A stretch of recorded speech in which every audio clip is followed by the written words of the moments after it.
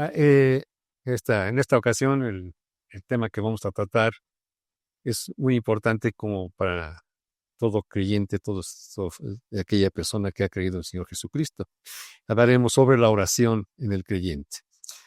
Ya habíamos dicho que no hay una mejor fuente de estabilidad para nosotros como creyentes, como cristianos, que la confianza de saber que el Señor Jesucristo, o Señor, o Dios Padre también, está presente en cada uno de estos como sus hijos.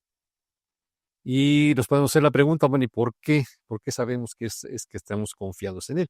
Porque Él es un Dios vivo, Él es un Dios todopoderoso, Él es un Dios verdadero, ¿verdad? Y es un Dios revelado en las Escrituras. Las Escrituras el legado que Él nos dejó para que nosotros pudiéramos conocerlo mejor. Dios, que está presente en la vida de todos los creyentes, Él, ¿verdad? Nos podemos deleitar en su presencia, en su palabra, en su poder, en su amor y sobre todo también en su sabiduría. Está en todos aquellos que cultivan un profundo conocimiento de Él. O sea que no nada más es de oídas, como decían a veces muchos personas, ¿no? Sino el estudiar acerca de Dios es el que nos da ese profundo conocimiento. Sabemos quién es, por eso la teología es teos, Dios, tratados de Dios. Y es por medio de ese estudio, de meditación, de aplicación y obediencia a su palabra. Para aquellos que viven basándose en esa realidad, ¿verdad? Podrán entonces gozarnos de la vida espiritual que Él nos ofrece. Pero ya que Dios está presente aquí con nosotros, ahorita en este momento, los creyentes no debemos estar ansiosos, no debemos estar afligidos, no podemos estar temerosos, porque sabemos que Él está aquí, está en nuestras vidas. No debemos desmayar, ¿verdad? Sino permanecer fuertes, permanecer firmes en todas las adversidades que podemos tener en esta vida. Frecuentemente, ¿verdad? Muchos cristianos parecen olvidar estos principios o estos conocimientos acerca de cuando enfrentan o enfrentamos, ¿verdad? Diversas pruebas. Se mete en la prueba y ¿qué hacemos? Pues nos atoramos los dedos, nos entra la angustia, nos afanamos, nos entristecemos y nos olvidamos del Señor. Porque a veces nuestro problema es más fuerte que nuestro conocimiento de Dios.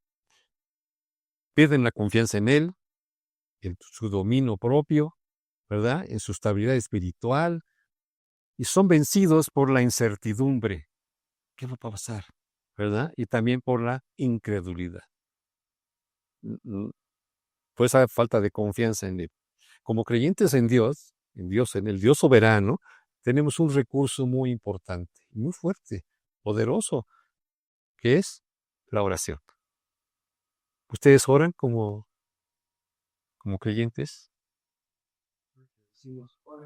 Pues oran, ¿verdad? Sí, sí, sí. La oración es importante, esa es una rutina, vamos a decir, por desde el punto de vista de gimnasia, ¿verdad? O un atleta es una disciplina que tenemos que estar practicando un día sí y otro día también, todos los días, ¿sí? Por ejemplo, hay muchas definiciones acerca de lo que es la oración. Por decir algo, a nombrar algunos personajes que han hablado sobre la oración. Por ejemplo, Agustín de Hipona, ¿saben quién es? ¿No? Fue un filósofo eh, también que vivió en el año 300 y tantos después de Cristo, ¿no? Él dijo que la oración es la respiración del alma. Está bien, es un concepto que él tenía. Hay un teólogo que se llama Edward Clowney, eso fue desde el principio del siglo pasado, nació en 1917 aproximadamente, y él decía que la oración es el aliento viviente de la iglesia de Cristo. Todos han oído de hablar de un comentarista y un teólogo también que se llamaba Wayne Grudem, ¿no han de hablar? Él define la oración como como la comunicación personal con Dios. Estamos más cerca, ¿verdad? ¿Sí? Sin embargo, también hay diccionarios que también describen ese tipo de lo que es la oración. Y el diccionario de Packer dice que la oración es la comunicación con Dios en la adoración. La oración es la comunicación con Dios en la adoración. O sea, cuando estamos orando, cuando estamos adorando al Señor en el culto o en cualquier situación que nos se presente, adoramos al Señor con nuestra oración. Y el otro diccionario de Francisco Licora dice que en toda comunicación amorosa entra el alma y Dios. Está entre el alma y Dios. Es la oración. En fin, hay muchas definiciones. Las podemos decir de muchas cosas, muchos teólogos, muchos hombres fieles a la palabra, pero en sí podemos decir que la oración es que debido al temor, fíjense bien, al temor reverente a Dios por medio de Jesucristo, ¿sí? Los creyentes pueden expresar en adoración, en acción de gracias e intersección, perdón, la voluntad del Señor para sus vidas. ¿Sí les quedó claro? ¿Se lo repito? ¿Sí? Otra vez, que debido al temor reverente a Dios y por medio de Jesucristo, los creyentes pueden expresar en adoración, es decir, en forma de adoración, en acción, actuando, también en acción de gracias, agradecimiento, e intersección, interceder, podemos interceder por las personas. ¿Para qué? Para hacer la voluntad del Señor en nuestras vidas. Ese es el objetivo de la oración. La oración tiene como propósito el expresar nuestra sumisión a la soberanía de Dios y nuestra confianza en su fidelidad. Él es un Dios fiel, Él es soberano. La oración es la manera en que nosotros expresamos todo lo que hay en nuestros corazones.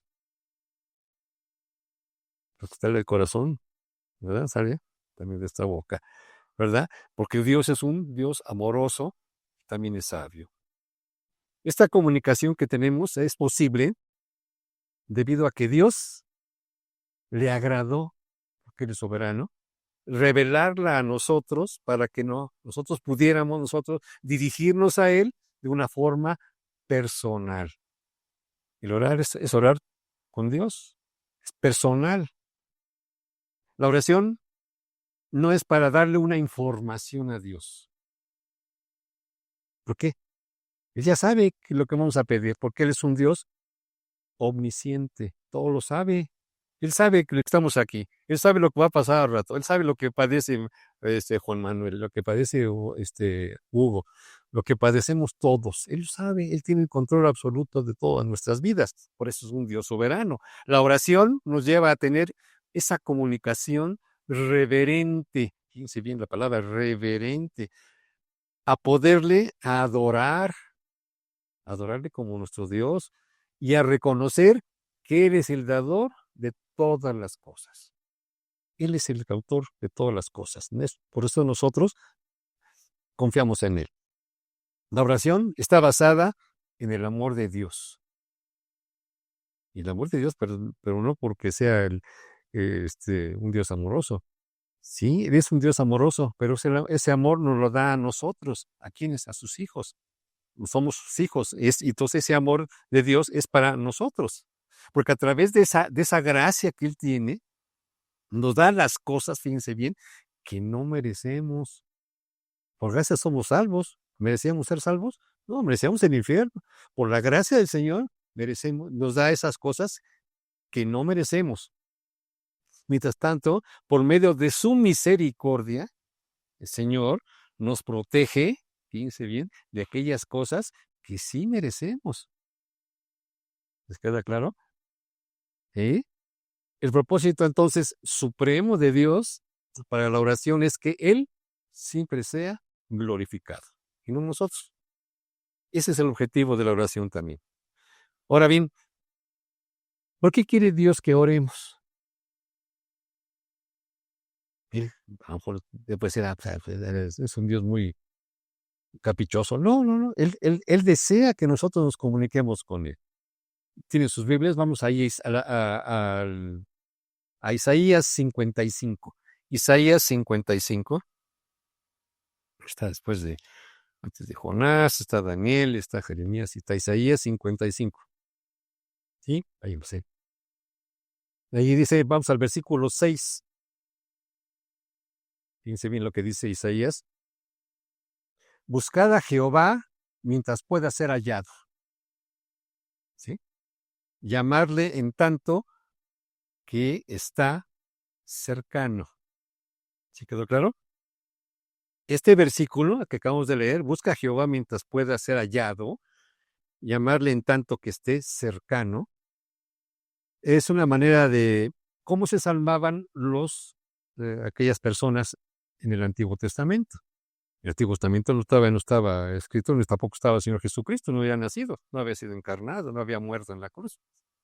La gracia y la misericordia, como hemos platicado hace ratito, para salvación estuvieron disponibles para aquellas personas en el Antiguo Testamento, para el alma que estaba dispuesta, fíjense bien, a buscar al Señor. Y también involucrarlo mientras sea alcanzado, como dice aquí. ¿Están de acuerdo? Es la forma en que se salvaban aquí. Ese deseo, esa disposición de buscar al Señor. ¿Nosotros lo buscamos diariamente? A veces nos cuesta trabajo. Los afanes de la vida, del trabajo. Ay, tengo que comprar esto, tengo que hacer esto, tengo que atender aquello. Nos olvidamos. En cambio, en el Nuevo Testamento nos hace una advertencia. Aquí el Señor. Nos hace una advertencia por aquellas personas que están afligidas y que no saben qué vamos a hacer. Por ejemplo, en Filipenses 4:6, aquí estamos ya en el Nuevo Testamento, y aquí Pablo escribe lo siguiente para la iglesia de Filipos, que está en Filipenses 4, versículo 6. ¿Sí?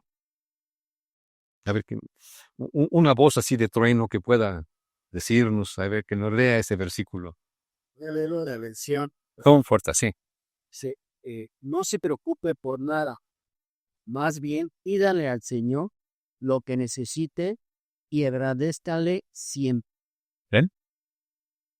La versión, la Reina Valera que nosotros leemos también, dice, por nada estéis afanados, ¿verdad? O sea, nada estés preocupados, sino que sean conocidas vuestras peticiones delante de Dios en toda oración y ruego con acción de gracias.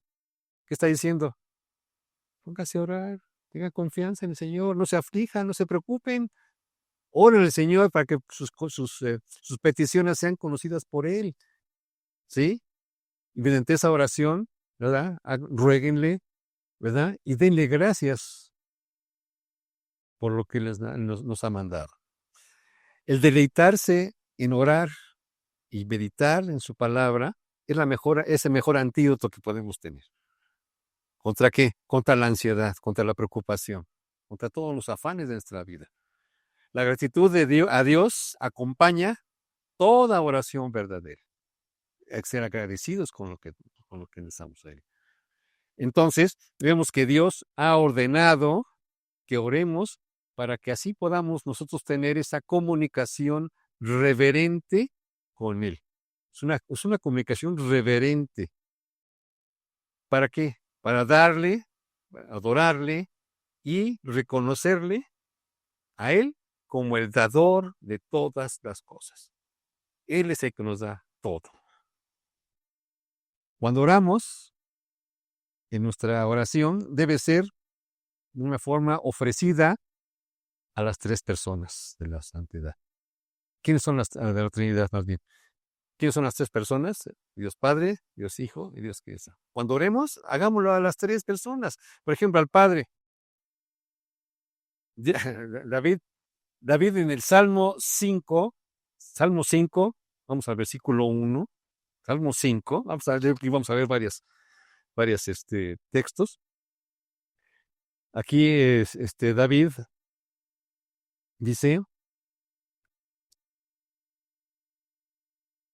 versículo 1, escucha, oh Jehová, mis palabras, considera mi gemir.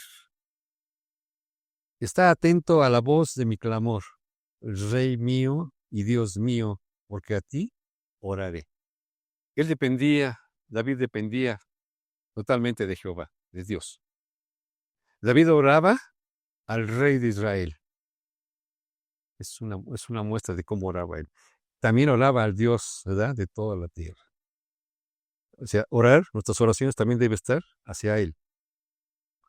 Cuando también oremos, también podemos orar a Dios Hijo, la segunda persona de la Trinidad. Si vamos nosotros a la carta de Hechos, no de una carta, sino al libro de Hechos, perdón, ¿sí? Hechos 7, Nuevo Testamento, Hechos 7, versículo 59. Aquí estamos hablando sobre Esteban. Aquí Lucas habla sobre Esteban.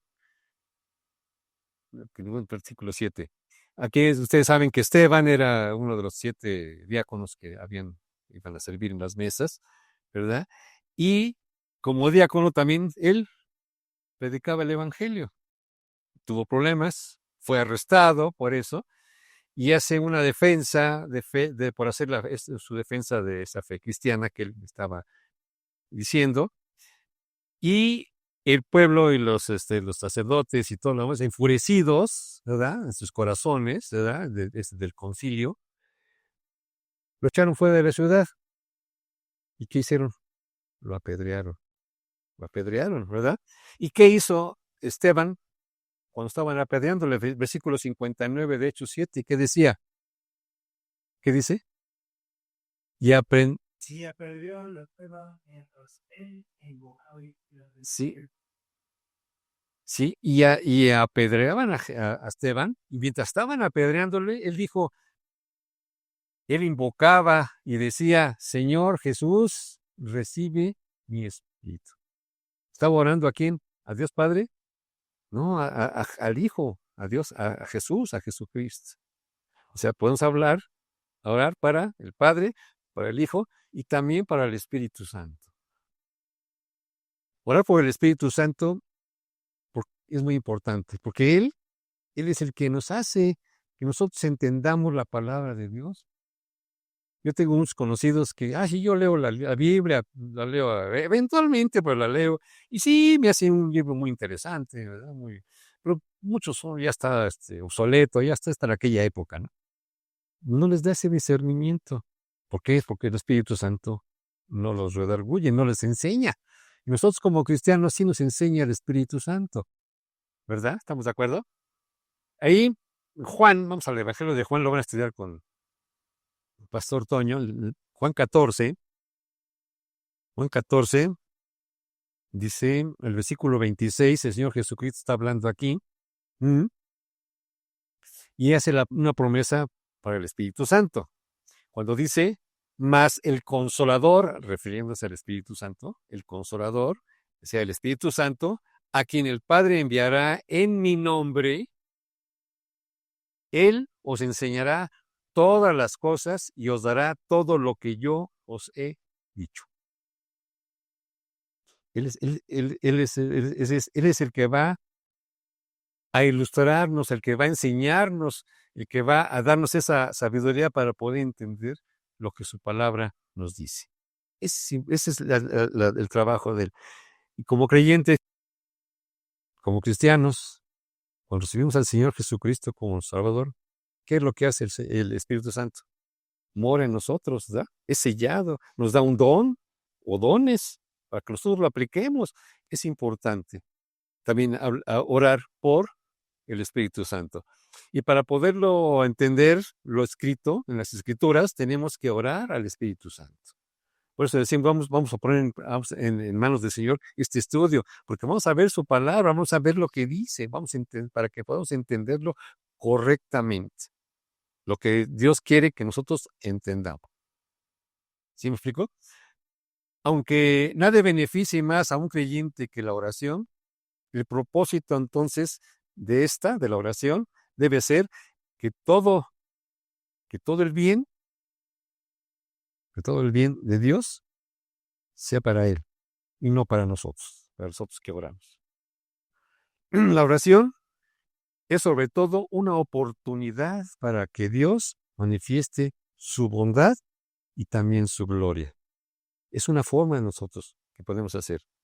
Un creyente en la antigüedad, te voy a leer lo que decía, expresó lo siguiente, fíjense bien. La verdadera oración trae a la mente la contemplación inmediata del carácter de Dios. Y la mantiene allí hasta que el alma del creyente se impresione de manera adecuada. Es importante eso. Eso es lo que hace la oración. Tenemos que desarrollar nuestro hábito de oración en dependencia absoluta de Dios. ¿Para qué? Para que Él sea glorificado. ¿Sí? Cuando tenemos una lucha constante, un problema muy difícil, oramos al Señor y si Él decide darnos luz verde, ¿verdad? Si Él decide sacarnos de ese conflicto, ¿qué hacemos? Le damos gracias a Dios, oramos a Él, ¿verdad? En agradecimiento, y Él con este agradecimiento recibe toda la honra y toda la gloria. La oración entonces es muy importante, ¿verdad? El Señor Jesucristo, ahí en Juan 14:13, más lo acabamos de ver también, dice que todo lo que todo lo que pidiereis al Padre en mi nombre, lo hará para que el Padre sea glorificado en el Hijo. La oración y la adoración verdaderas se encuentran en la gloria de Dios y no en las necesidades del hombre. Ahí está exactamente el meollo de todo. Cuando oramos al Señor, no se trata de reclamar sus promesas. Ay, ¿por qué tú me prometiste darme esto y no me lo diste? No. Ay, Señor, ¿por qué? ¿Por qué a mí? Lo cuestionamos, ¿verdad? ¿Sí me explico? Lo demandamos de alguna forma. Y eso no es el objetivo, Señor, sino tenemos que reconocer cuando oremos su sabiduría, su soberanía, ¿verdad? Y sobre todo la manifestación de su gloria y el observar sobre todo su voluntad.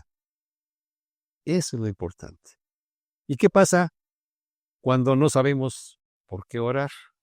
Porque a veces, ahorita decimos nuestras preguntas, bueno, vamos a ver sus peticiones, alguna cosa. ¿Sabemos a veces por qué oramos o no sabemos? Debido a que la oración es tan importante y nosotros no tenemos esa sabiduría para poder orar como debiéramos, ¿sí? Dios nos ha comisionado exactamente a su propio Espíritu Santo para que nos ayude.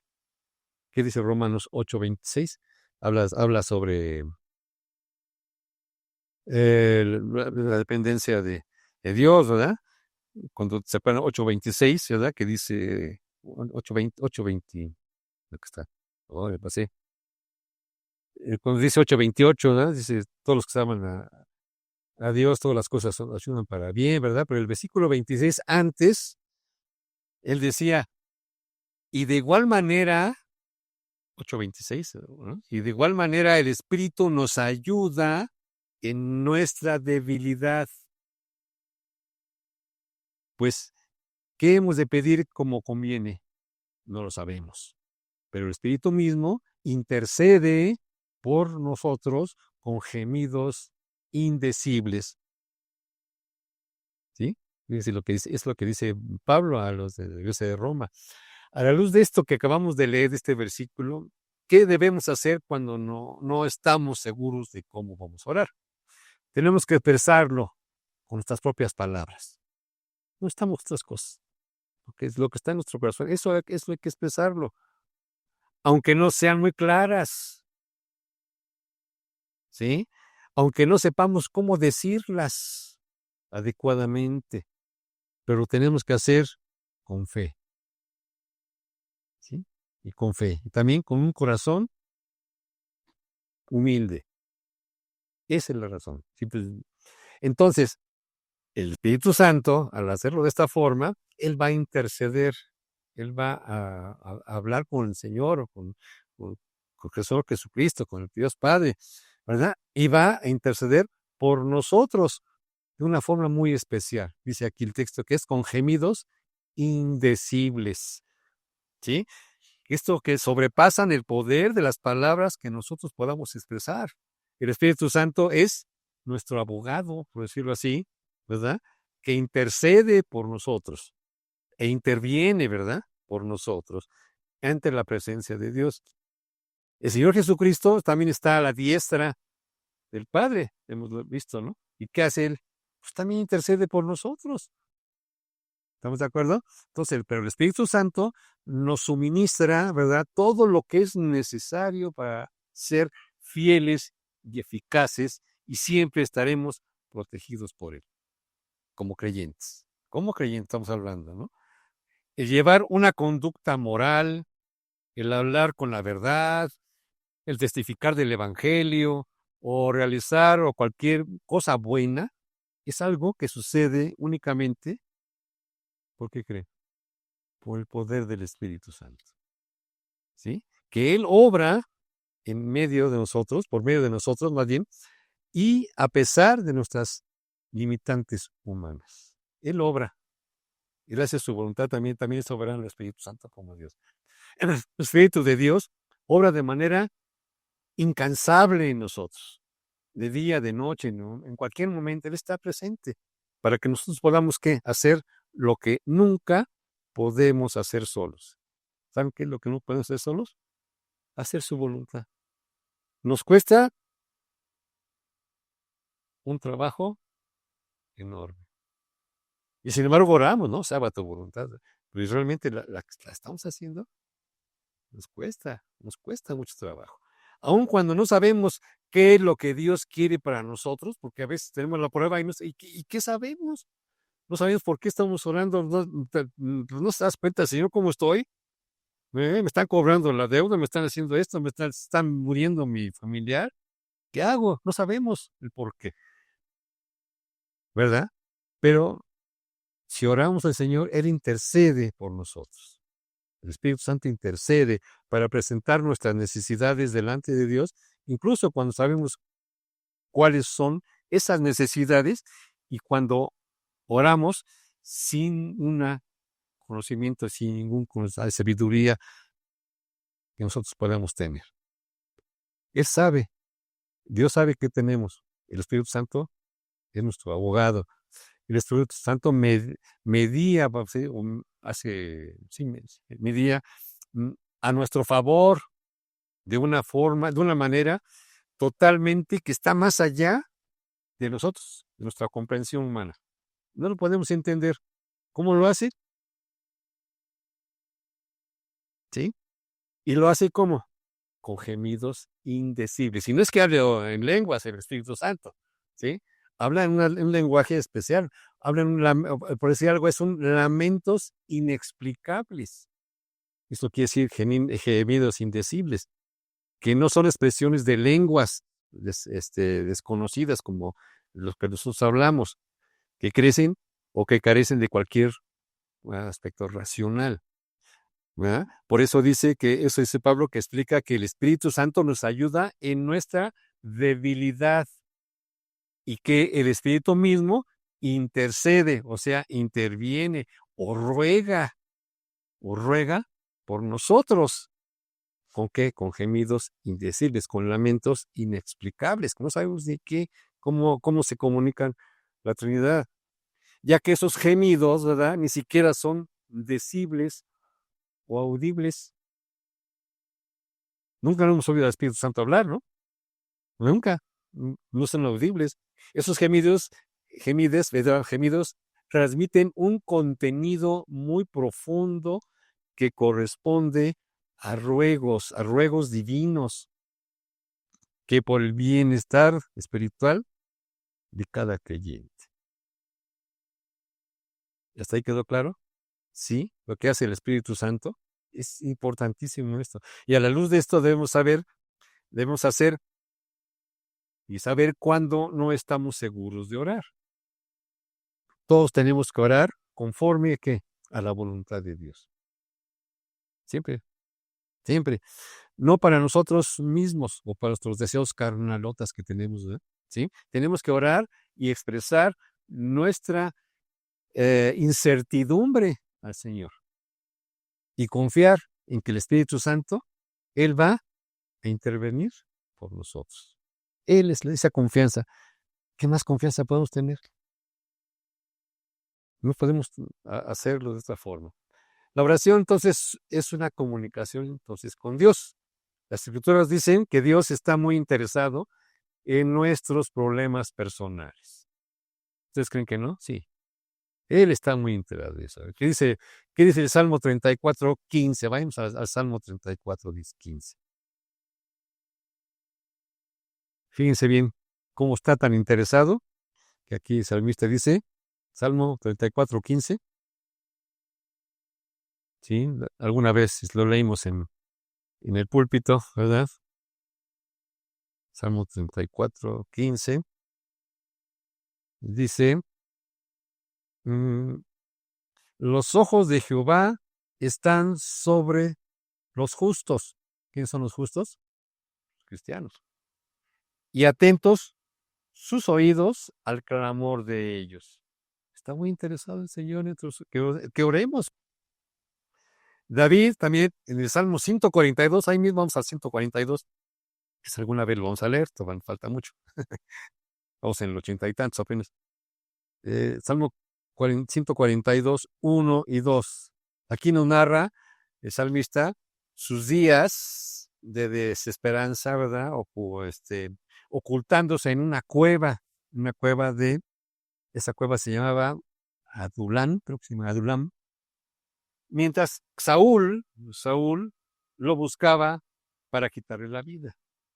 Aquí el salmista dice, con mi voz clamé a Jehová, con mi voz pediré a Jehová misericordia. Versículo 2. Delante de él expondré mi queja, delante de él manifestaré mi angustia. ¿Qué está haciendo aquí el salmista? Está orando. ¿Sí? Él clama, o sea, él ora, le pide, su voz pide, ¿verdad? Pide que misericordia. Él declara que que él le va a exponer, dice, y delante de él expondré, él va a decirle, le va a poner en sus manos todas sus peticiones, mi queja, como dice él ahí, ¿no? Y delante de él manifestaré mi angustia, o sea, mi dolor, lo que estoy padeciendo. David aquí parecía desesperado. Esperaba la ayuda imperiosa de Jehová, porque lo iban a matar. Estaba él escondido. Podemos ver la petición de una ayuda al Señor y con una expresión de confianza de que esa ayuda se la iba a otorgar el Señor. Esa es la confianza que tenemos que hacer. Pero ¿cómo sabemos o cómo seremos nosotros, mejor dicho, animados o alentados para acercarnos a Dios? ¿Qué nos motivaría? Vamos a la carta de Hebreos. Hebreos 4:16. Aquí el autor de esta carta, Efesios, Tito, vamos más para acá. Hebreos 4:6 dice, ¿quién me la lee? Acerquémonos pues confiadamente al trono de la gracia para alcanzar misericordia y hallar gracia para el oportuno. ¿Sí? Acerquémonos pues confiadamente, sin temor, ¿verdad? Al trono de la gracia. Aquí el Espíritu Santo invita a todos los creyentes a que se acerquen con toda la confianza. ¿A quién? Al trono de Dios, a recibir misericordia y gracia por medio de Jesucristo. En ese entonces, el acercarse, el arca del pacto más bien, era visto como un lugar de la tierra, donde Dios se sentaba sobre su trono en los querubines, ¿sí? Como lo describe segundo libro de Reyes, versículo 19 y 15. Los tronos, en aquella época también, eran una silla, así como la que tenemos acá atrás, una silla, y abajo estaba un pedestal o un estrado, y ese pedestal servía para que nosotros pudiéramos depositar los pies, ¿sí? ¿Estamos de acuerdo? Entonces, ese es un estrado. Cuando dice que nos acerquemos confiadamente al trono, o sea, a la silla donde está el Señor, ¿verdad? ¿Sí? Al trono de la gracia, hace mención al Salmo 132. Vamos al Salmo 132. ¿Qué dice ahí? Otra vez vamos acá. No se pongan nerviosos. Es para que manejen bien su Biblia. ¿Verdad? Salmo 132, 7. ¿Ya lo tienen? No, porque luego hay, ya está muy serio, están buscando, creo que están en Génesis, ¿no? No, dice ahí, Salmo 37, 32, 7. Entraremos en su tabernáculo, nos postraremos ante el estrado de sus pies. O sea, al entrar al tabernáculo, al lugar santísimo tenían ellos, ¿sí? Se postraban en el estrado de sus pies. No podía entrar cualquiera, entraba un sacerdote y se postraba ahí a sus pies. No podían ver, porque se podían ver, eran fulminados. El trono de Dios está en el cielo. El trono de Dios está en el cielo, como dice Isaías 61.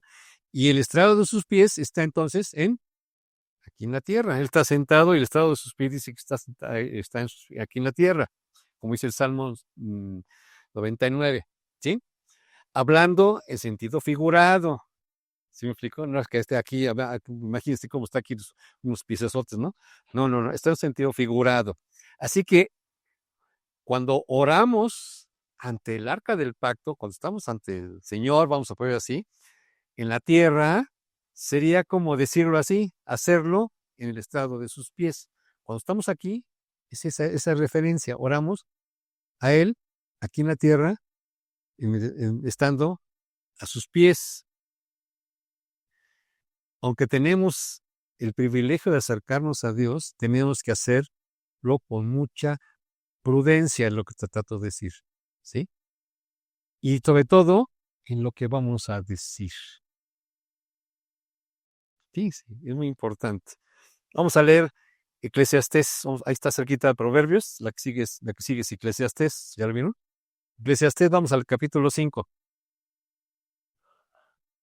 y vamos a leerlo del 1 al 7, ¿sí?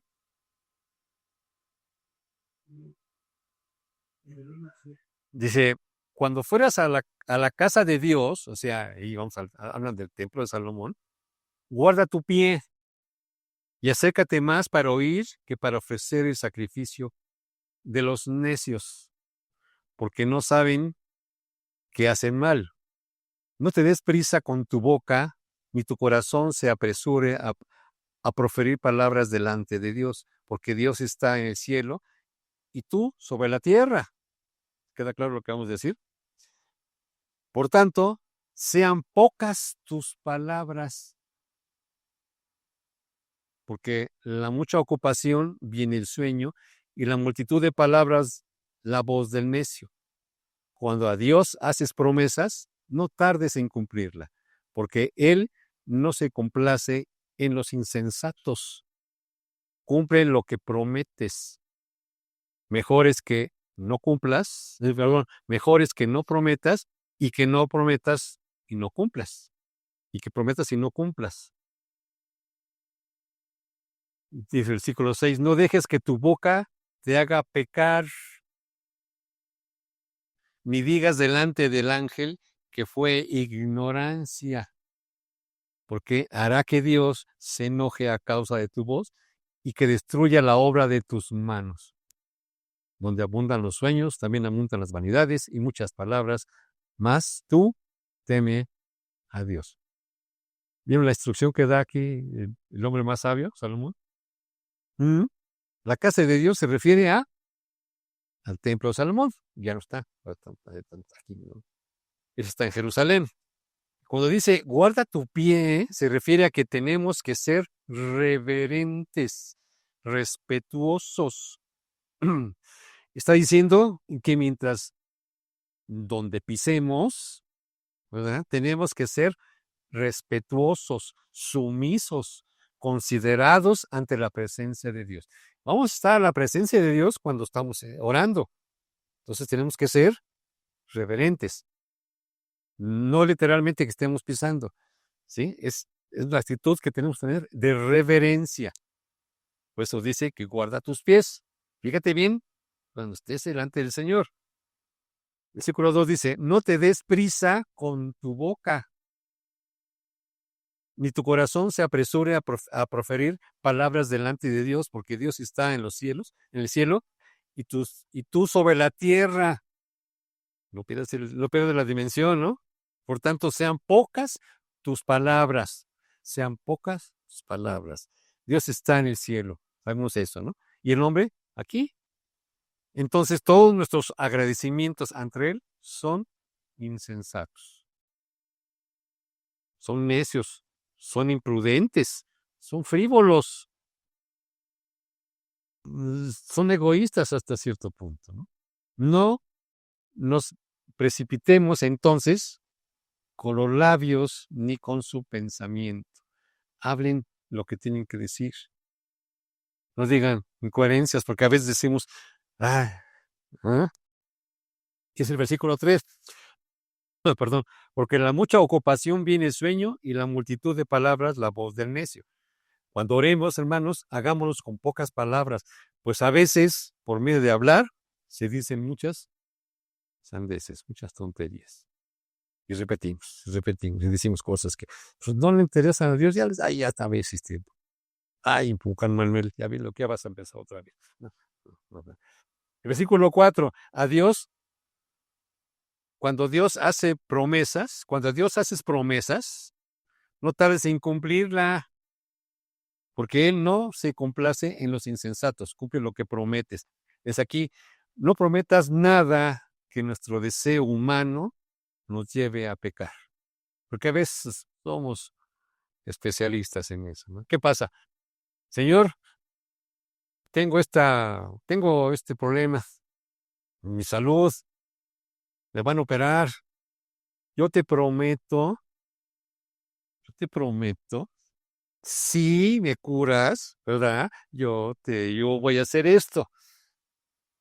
¿Estás condicionando al Señor? No prometas.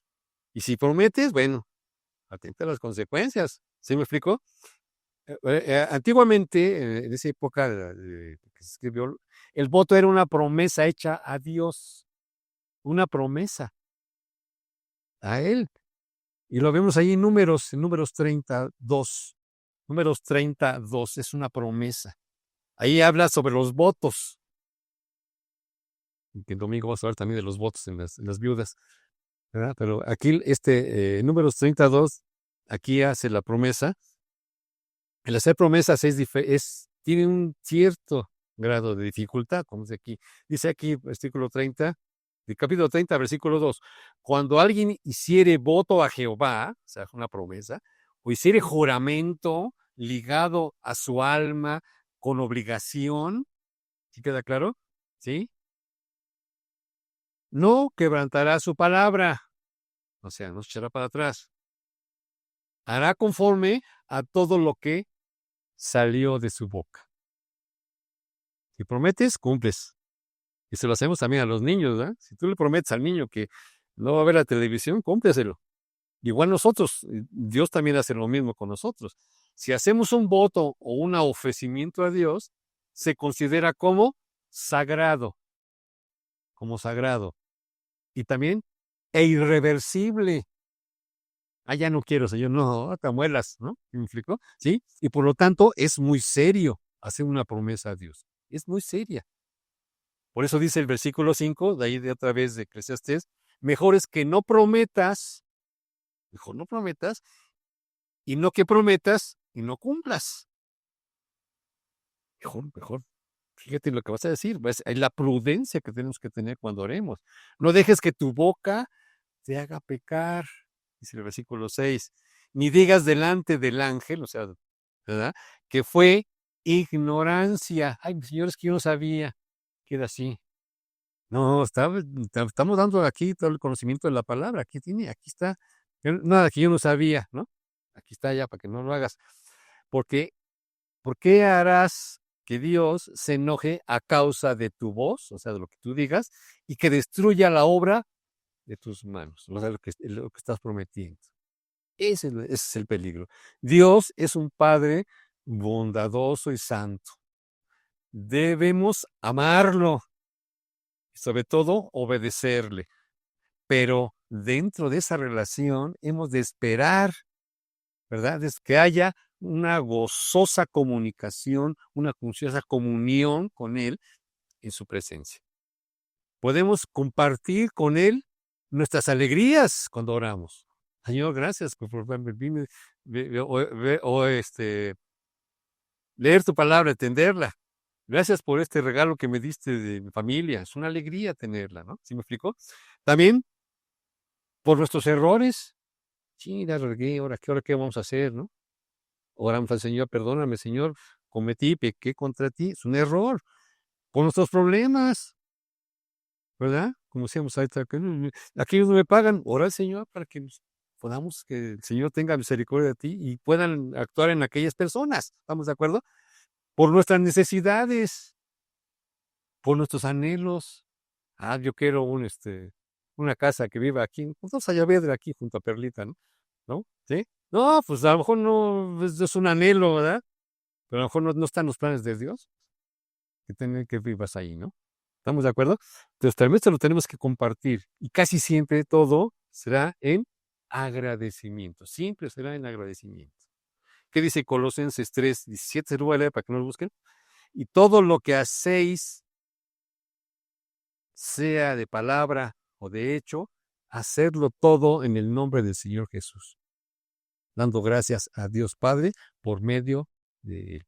Por eso oramos cuando decimos, luego lo vamos a ver en otra ocasión, porque oramos en el nombre del Señor Jesucristo. Porque aquí lo dice Colosenses, ¿sí? Que nuestra oración incluya todas las facetas de la oración. Los vamos a ver. A lo mejor no ahorita, en otro tiempo que nos dé oportunidad el Señor de compartirle, que no esté Luis tampoco, que me toque. Vamos a continuar. ¿Sí me explico? ¿Cuáles son las facetas de la oración? Deben contener la dependencia de Dios, ¿sí? La adoración, la acción de gracias, la alabanza, la confesión de pecados y la petición personal, ¿sí? Es válido todo eso. Y y faltó una, el poder interceder por otras personas. Oramos por otras personas, como decimos ahorita con tu amigo, ¿verdad? ¿O qué es? ¿Sí? ¿Estamos de acuerdo? ¿Sí? Y sobre todo, cuando oremos, siempre esperar la voluntad de Dios. Siempre. ¿Sí? Porque como en la voluntad de Dios, perfecta y agradable. ¿Sí? No hay más. Si es perfecta, pues ¿por qué le buscamos? Entonces, yo creo que ya vamos a dejarle aquí. Y la próxima vez que tengamos, vamos a ver cómo debemos de orar al Señor. ¿Cómo lo debemos de hacer? Y esto nos vamos a basar ya en el Evangelio de Mateo, la parte de que ocupa en el Sermón del Monte sobre la oración. Mateo 6, versículo del 5 creo que al 13, algo así. ¿Sí? ¿Estamos de acuerdo? Para ver cómo funciona y qué errores cometemos a veces, ¿no? Porque a veces tenemos estos errores, ¿no? ¿Sí? Vamos a dejarlo aquí y vamos a dar gracias al Señor por esta mañana. Bendito Señor, bendito Padre, Gracias. Gracias, Señor. Siempre nuestra oración es de agradecimiento a ti, Señor. Sabemos que tú nos das todas las armas para que nosotros podamos seguir confiando en ti. Tu palabra, la forma en que oramos, Señor, las personas, las circunstancias, todo está bajo tu control y esas en nuestra vida diaria nos ayudan para bien, Señor, porque tú dices que en tu palabra que todos que te amamos a Dios, todas las cosas son para bien. Y queremos orar por estos hermanos que fielmente vienen a este estudio. Gracias por el tiempo que dedican, gracias por sus familias, gracias por sus hijos, todo lo que ellos, su trabajo, Señor, que a veces tienen que desempeñar arduamente, para que tú los sigas bendiciendo, para que tú seas eh, el número uno en sus vidas, Señor, su prioridad máxima. Y sobre todo, que sigan confiando que tú eres un Dios justo, un Dios verdadero, un Dios fiel. Te pedimos bendiciones para cada uno de ellos y que pues ellos comprendan la importancia de orar, Señor, y sobre todo en confiar en ti. Permítenos reunirnos la próxima vez, que tengamos este estudio la próxima semana, para que siga siendo tu cuerpo edificado y sobre todo, mi Dios, que tú seas siempre glorificado. Damos gracias en nombre de tu Jesucristo, nuestro único Salvador. Amén. Sí.